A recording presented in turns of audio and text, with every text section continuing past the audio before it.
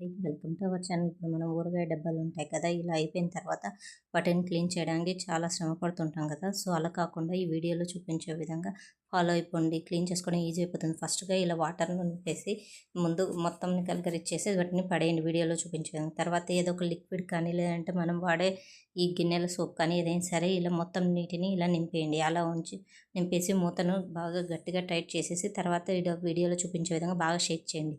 చూసారా, వీడియోలో చూపించే విధంగా ఇలా షేక్ చేసిన తర్వాత ఇప్పుడు మన ఇంట్లో ఎలాగైనా వేస్టేజ్ కవర్స్ ఉంటాయి కదండి, చూసారా. అలాగే నెయ్యి డబ్బాలు కూడా ఇప్పుడు మనం నెయ్యిని కూడా వాడుతుంటాం కదా, వాటిని కూడా సేమ్ ప్రాసెస్ అనమాట. ఇలాగే ఫస్ట్ ఒకసారి మామూలు నీళ్ళతో కడిగేసి తర్వాత ఇలా సోప్ వాటర్ని నింపేయండి.